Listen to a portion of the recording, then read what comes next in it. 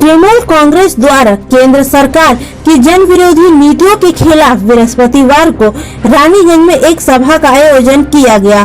सभा में टीएमसी जिला अध्यक्ष जितेंद्र तिवारी, प्रदेश सचिव वी शिवदासन दासू, रानीगंज के पूर्व विधायक सोहराब अली, ब्लॉक अध्यक्ष कंचन तिवारी, बोरो चेयरपर्सन संगीता शारदा, तृणमूल कांग्रेस के जिला युवा उपाध्यक्ष सदन कुमार सिंह, सीमा सिंह, तौफीक आलम, मोइन खान सहित सभा में सैकड़ों कार्यकर्ता मौजूद थे। टीएमसी जिला अध्यक्ष जितेंद्र तिवारी ने कहा कि रानीगंज में बीते विधानसभा चुनाव में जनता के फैसले को हम लोगों ने स्वीकार किया। अब फिर चुनाव का समय आ रहा है। हम लोग 5 साल में अपने कार्यों को लेकर जाएंगे। उन्होंने कहा कि सत्ता में आने के लिए काम करना पड़ता है, इसके लिए लोकतांत्रिक प्रक्रिया है, लेकिन बीजेपी नेताओं के पास धैर्य नहीं है, क्योंकि वह लोग जानते हैं कि 2021 में जीतकर नवान्न में नहीं जा सकते हैं।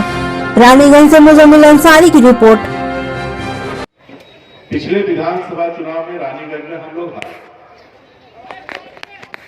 रानीगंज की जनता ने नहीं चाहा कि हम जीते। रानीगंज की जनता ने जो भी निर्णय लिया हम लोगों ने उसको मान लिया, और उसको केवल एक दिन के लिए नहीं माना।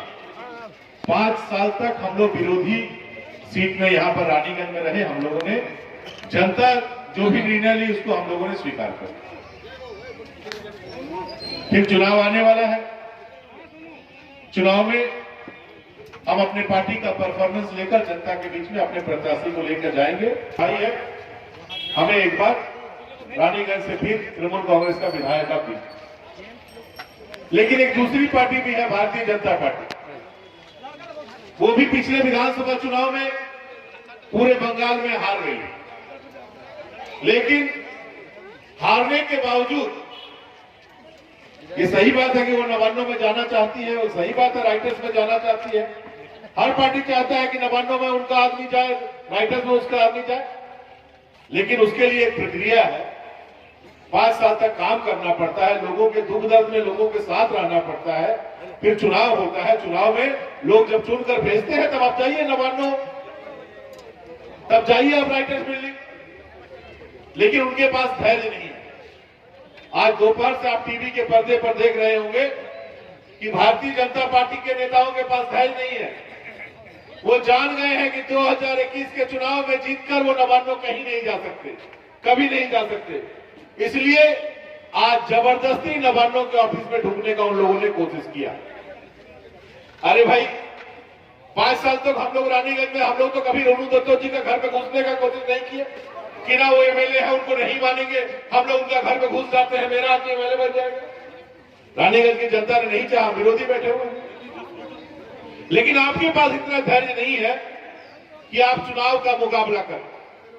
आज नवान्नों में जो किया गया भारतीय जनता पार्टी के द्वारा, इस बात को प्रमाणित करता है कि 6 महीने बाद जो चुनाव होने वाला है, उस चुनाव में भारतीय जनता पार्टी चुनाव नहीं जीत पाएगी। ये मन ही मन वो जान चुके हैं, क्योंकि यदि उनको विश्वास होता कि वो चुनाव जीतेंगे तो वो 6 महीने तक इंतजार करते चुनाव का, लेकिन उन्हें मालूम है कि वो चुनाव नहीं जीत पाएंगे, इसीलिए चलो जबरदस्ती नवान्नों में हम पूछते। उनके नेता दिलीप घोष वो कह रहे हैं कि हमारा शांतिपूर्ण आंदोलन था, उसके लिए हमारे कार्यकर्ता गए, और जो लोग आंदोलन करने गए थे वो क्या लेके गए थे? वो पिस्तौल लेके गए थे, वो कांच का टुकड़ा लेके गए थे, वो पत्थर लेके गए थे, वो बम लेके गए थे। अच्छा बताइए, शांतिपूर्ण आंदोलन करने के लिए पिस्तौल की जरूरत होती है? शांतिपूर्ण आंदोलन करने के लिए टूटे हुए शीशे के टुकड़े की जरूरत होती है? शांतिपूर्ण आंदोलन करने के लिए बम चलाने की जरूरत होती है? बिल्कुल नहीं।